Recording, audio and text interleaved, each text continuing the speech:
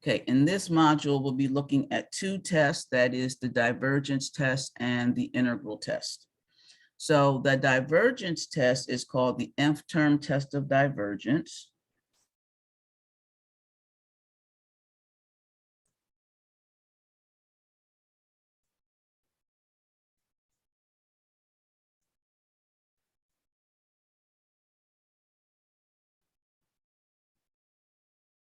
And this is test number 3. Okay.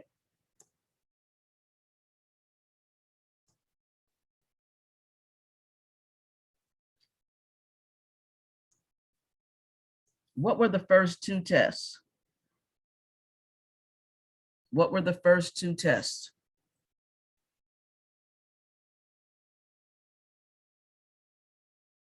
Hello, is anybody there? Was the first one like geometric? That was the geometric series test. And then the second test? We just talked about Telescoping? the telescoping test. Okay, so the third test is the nth term test of divergence. Okay. So if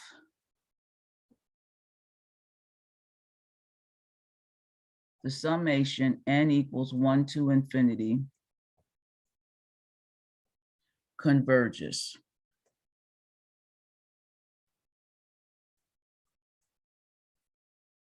then the nth term has to go to 0.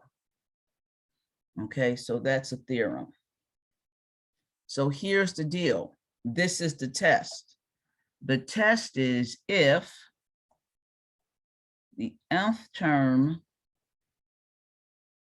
I should say, if a sub n does not go to 0,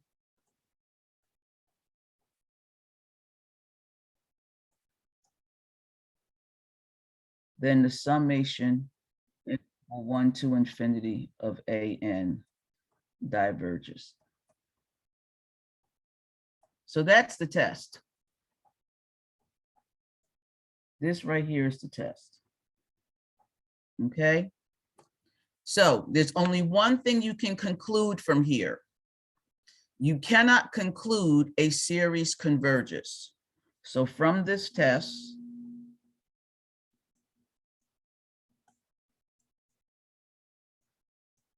you cannot conclude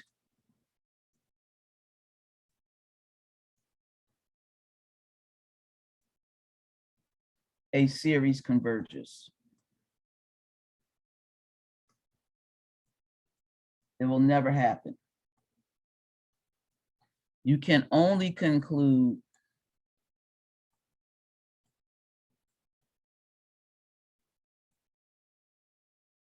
a series does not converge or a series diverges.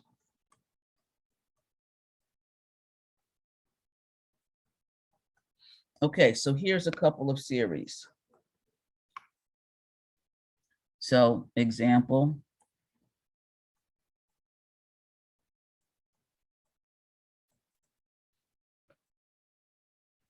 number 1, sum n equals 1 to infinity of n minus 1 over n plus 1. Okay, so here's a series. As I look at that series, the nth term an is n minus 1 over n plus 1. The limit as n approaches infinity of an is the limit as n approaches infinity of n minus 1 over n plus 1. I don't care whether you use L'Hopital's rule or you divide, either way, let's use L'Hopital's rule. L'Hopital's rule is easy. That then becomes the limit as n approaches infinity. When I take the derivative of the top, I get 1. When I take the derivative of the bottom, I get 1. So that limit is 1. 1 does not equal 0. This series converges. I'm sorry, this series diverges.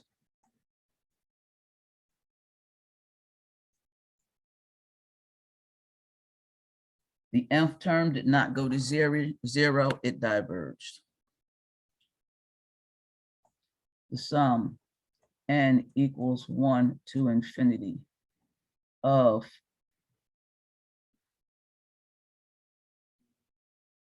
the nth root of 4n. Okay, so an is equal to the nth root of, I want 4 to the n times n.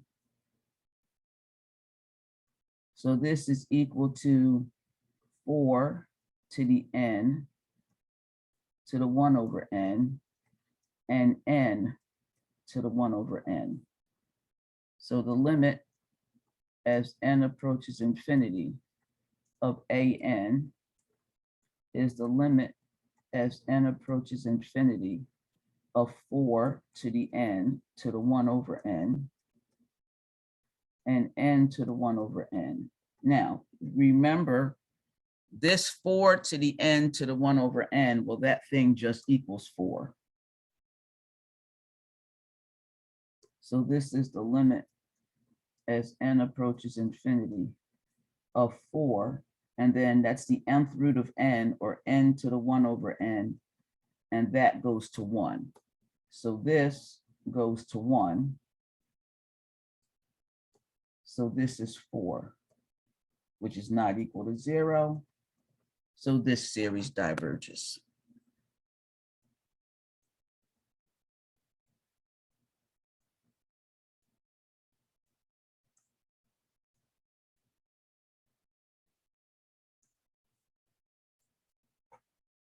Okay. Number 3,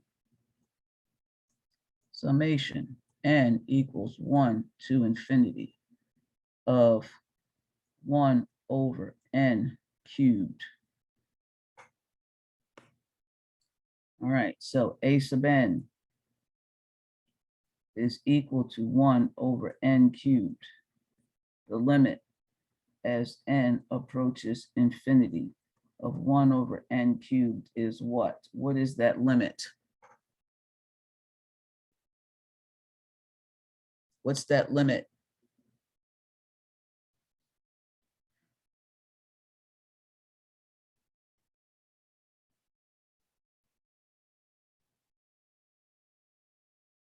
Hello?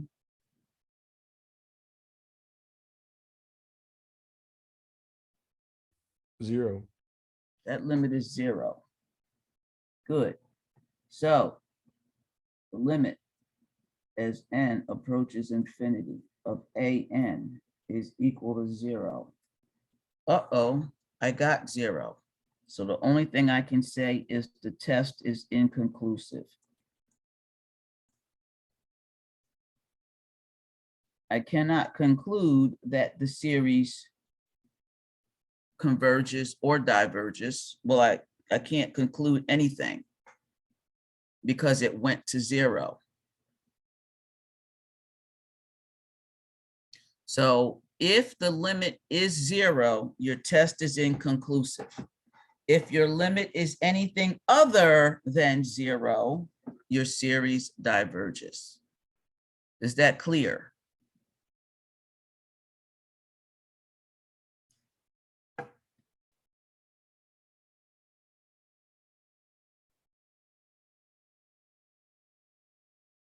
Okay, Dr. Locke, yes. could you repeat that one more time? Okay, so here's the thing. It says, if you have to take the limit of the nth term, an, if it does not go to 0, then the series diverges. If it goes to 0, the test is inconclusive. Okay, Thank you. so I'll write that. So summary.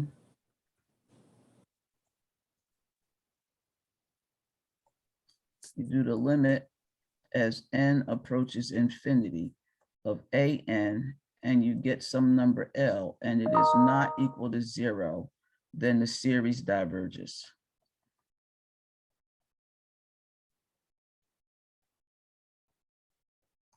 if you do the limit as n approaches infinity of an and you get 0, the test is inconclusive.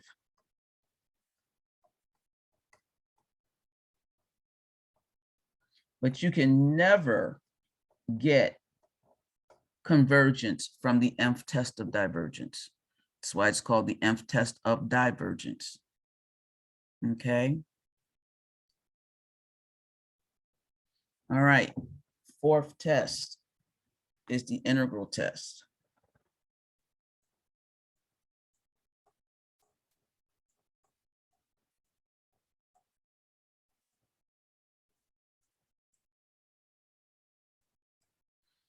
Okay. So we've already done improper integrals and we understand how to do an improper integral. Okay, so that was a big deal for us, was improper integrals. Okay. So here is the integral test.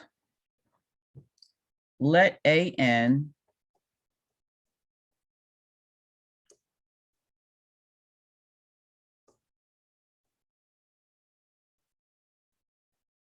be a sequence of positive terms.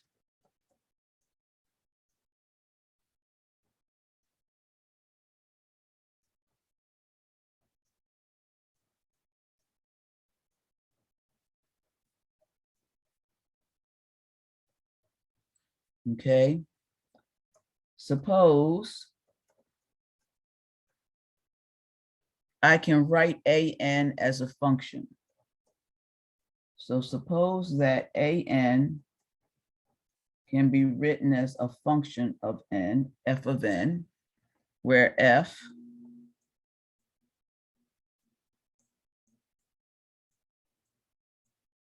is continuous, positive,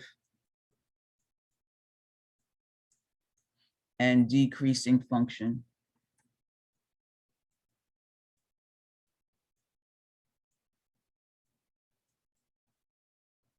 Function of x.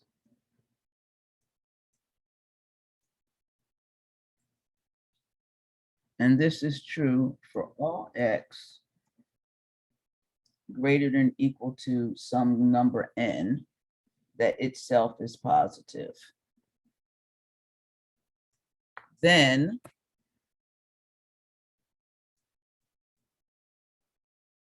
the summation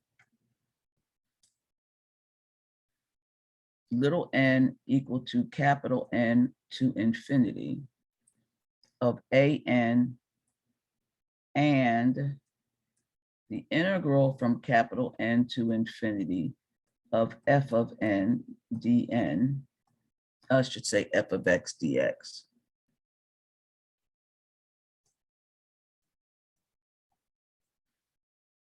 Either they both converge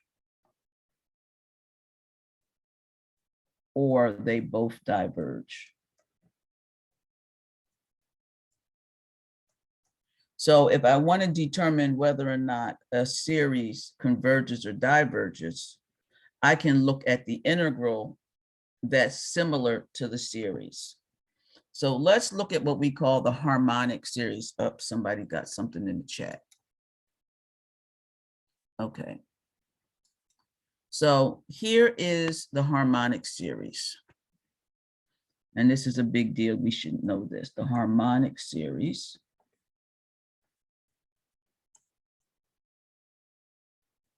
it's so special, it has its own name.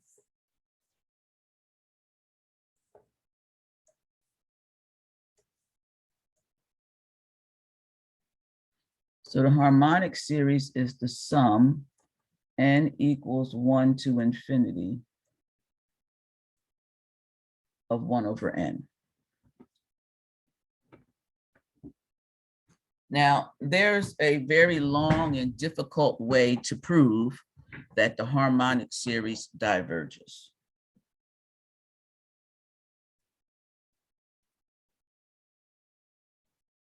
But we can prove it using the integral test. So a sub n is 1 over n. So therefore, f of x is going to be 1 over x. So I have the sum n equals 1 to infinity of 1 over n. I'm going to look at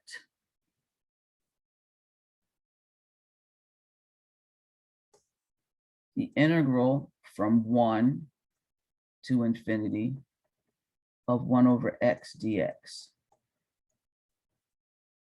All right, so this is the series, this is the integral. So we're trying to determine whether or not the harmonic series converges or diverges.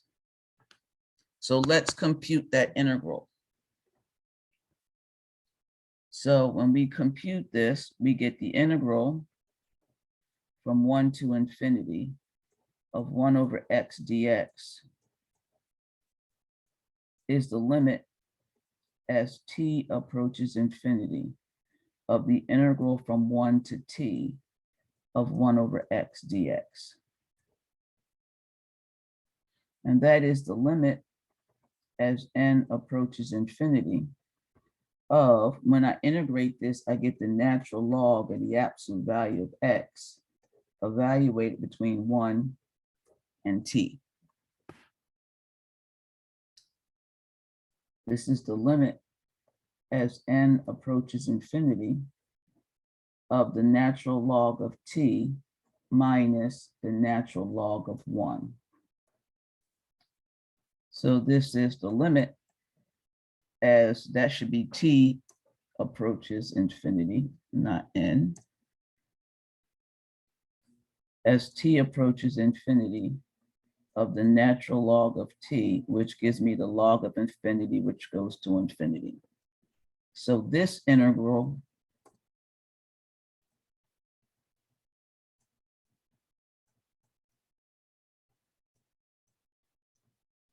diverges.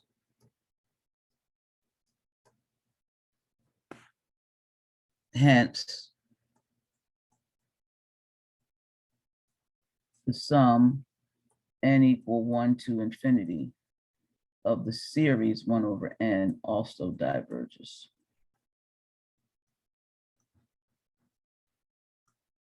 So we use the integral test to be able to determine whether or not a series diverges or converges by looking at the integral that represents the same expression.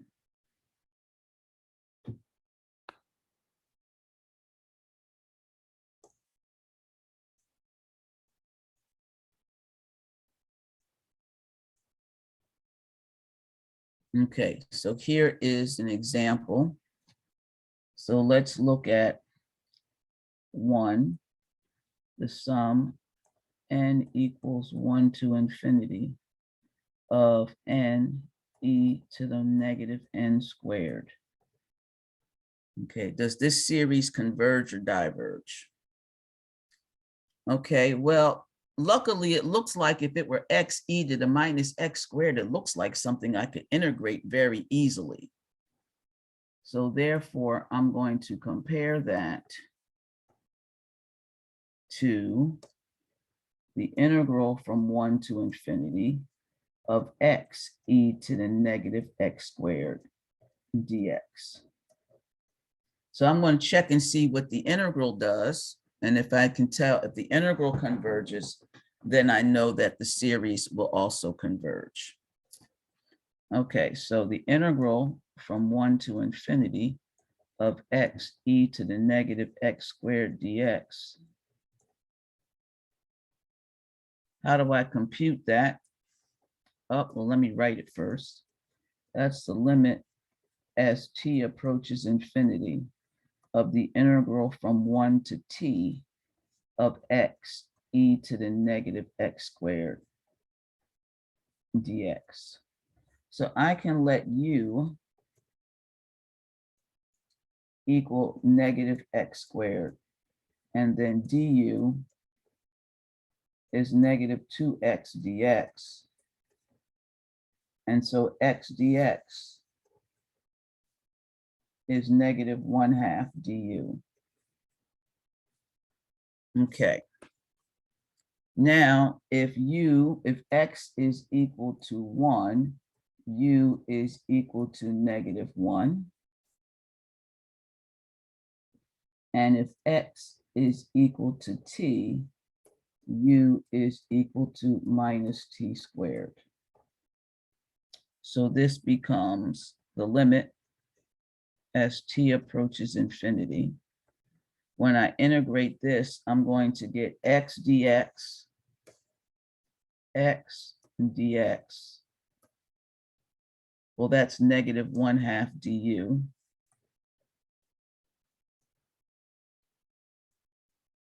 And then e to the negative x squared. Well, that's just e to the u. And then when x is 1, u is negative 1. And when x is t, this is negative t squared. Okay. So now this is easy because I can integrate this. This is the limit as t goes to infinity of negative 1/2. I'm going to get e to the u evaluated between negative 1 and minus t squared. So this is the limit as t approaches infinity of negative 1/2. I'm going to get e to the negative t squared minus e to the negative 1. Okay. So I get the limit as t approaches infinity of negative 1/2. This looks like 1 over e to the t squared. That thing is getting huge in the denominator. So it's going to 0. So this thing just goes to 0. So I end up with 1 over 2e. 1 over 2e is finite.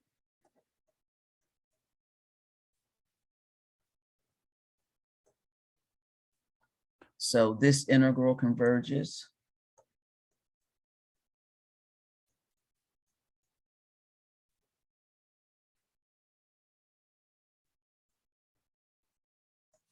Hence,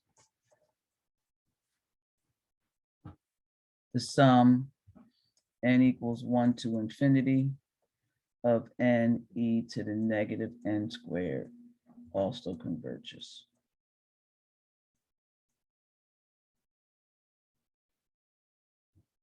Okay, so this is actually not a difficult test. It requires knowing how to do integration, okay?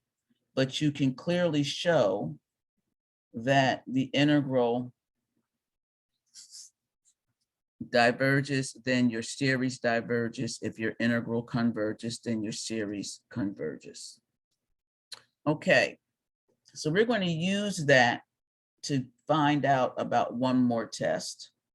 So the next test is the p-series test. So this is test number 5.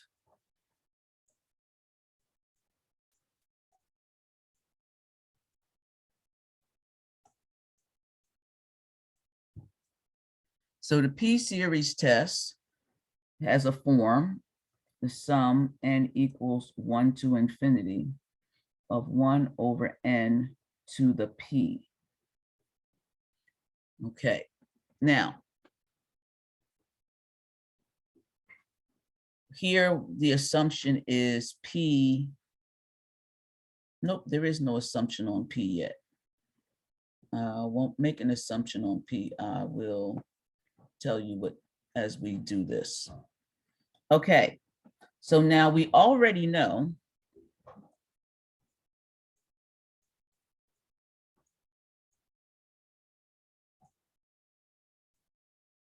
that this series diverges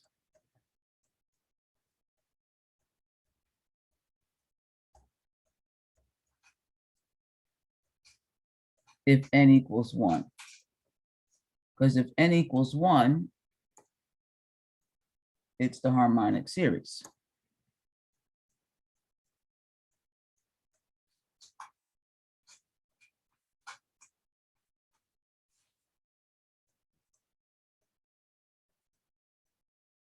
Okay, so let's see what happens for n not equal to, so I'm sorry, for p equals 1.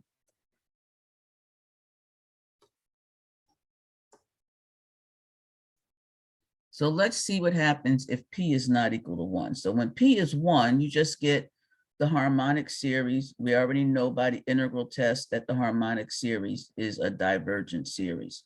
When I say divergent, that means I can't sum it and get a finite number. Okay, so here's our p series.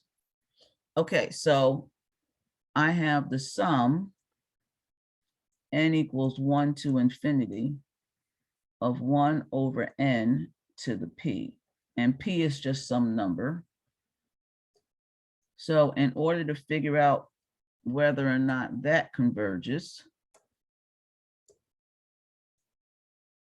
I need to look at its counterpart. So we're going to look at the integral from 1 to infinity of 1 over x to the p dx. Okay, any questions on what I'm doing?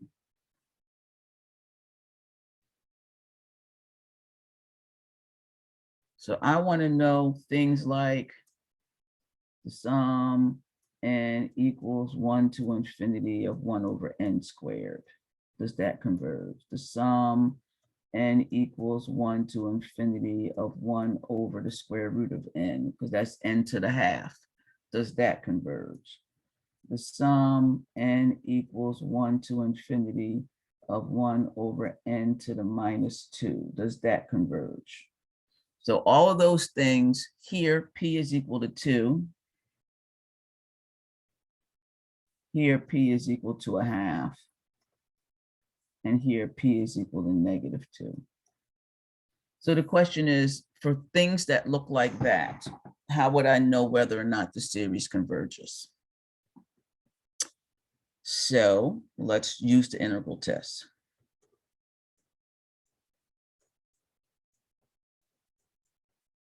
So I'm going to use the integral test to prove the p-series test. And then once I get the results of the p-series test, I don't have to use the integral test anymore. I'm only using the integral test to find out what the restrictions are on p.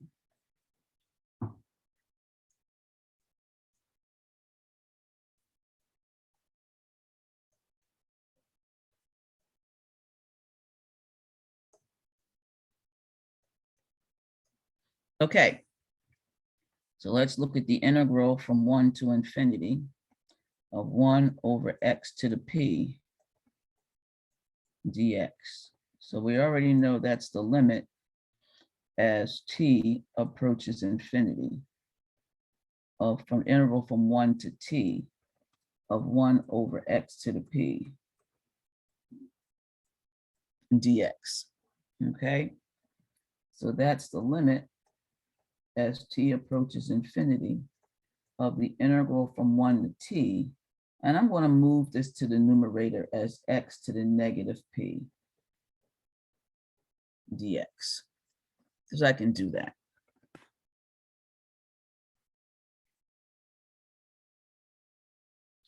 Okay, so now that I'm looking at this, I have to see what happens for different values of p. So it really doesn't matter right now. I'm just going to do add 1 to the exponent and then divide by it. So I'm going to get the limit as t goes to infinity.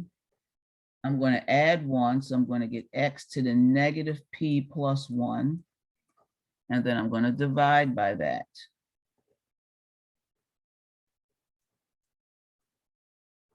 And that gets evaluated from 1 to t. Okay, so clearly p is not 1.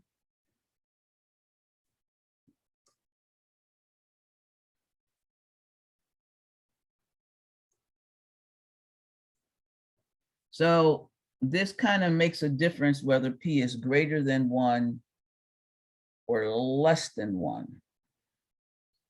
Okay, so let's see what happens if p is greater than 1. So if P is greater than 1, I have the limit as T approaches infinity. P is greater than 1. So therefore, when you subtract off P, that makes it a small, P is greater than 1, like minus 1.5. No, that's not right. P is greater than, yes, P is greater than 1. So P is like 1.5. So then when you put it in here, this becomes a negative exponent. So this now looks like 1 over 1 minus P. We can pull that out. And then this becomes 1 over X to the 1 minus P. That's what it is, X to the P minus 1.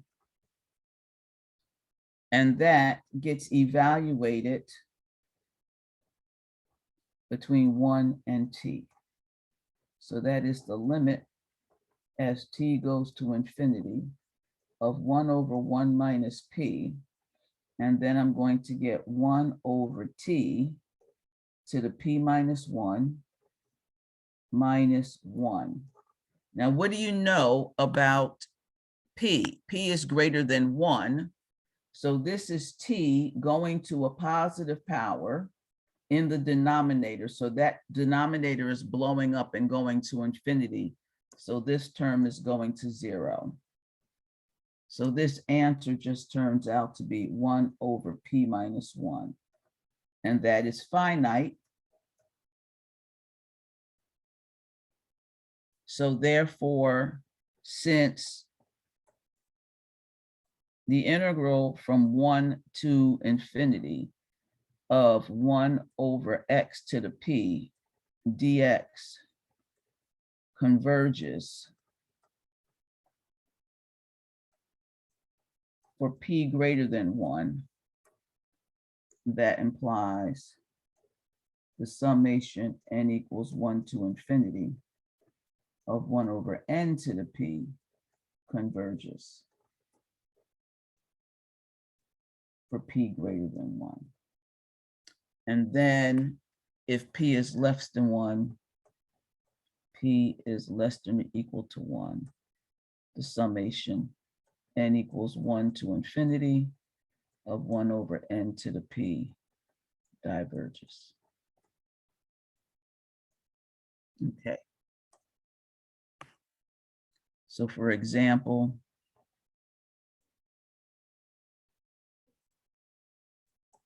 summation n equals 1 to infinity, 1 over n to the 4th converges.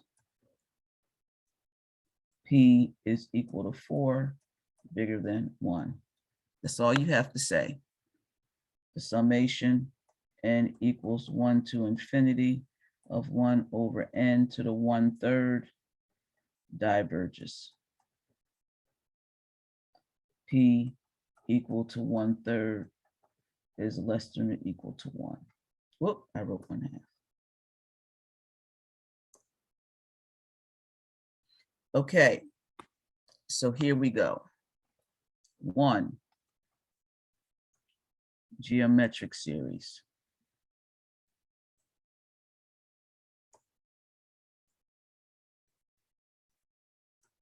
That is the sum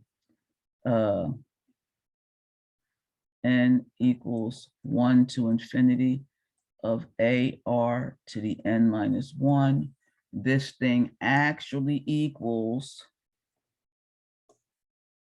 A over 1 minus R if the absolute value of R is less than 1 and the summation and it diverges if the absolute value of R is greater than or equal to 1. That's the geometric series. 2, telescoping series.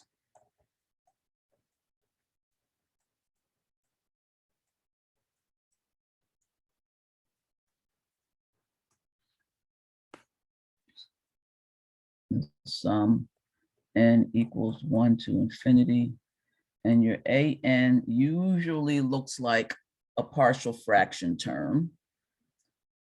And this is equal to the limit as n approaches infinity of the nth partial sum. So find the nth partial sum for that one. Number 3, the nth term test of divergence.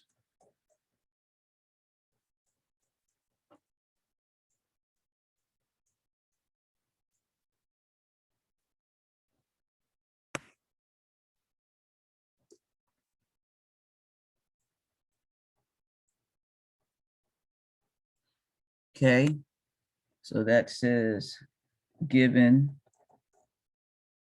summation n equals 1 to infinity of an if the limit as n approaches infinity of an is not equal to 0, then the series diverges. And if the limit as n approaches infinity of an equals 0, what do I conclude? What do I conclude?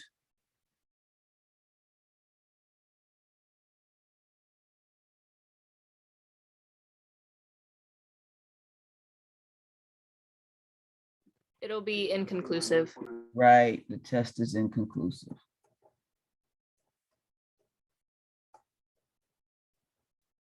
In other words, use a different test.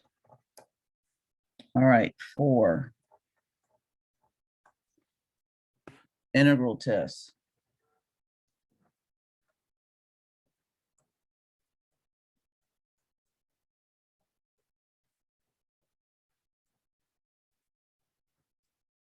I just went over that, and 5 is the P-series test.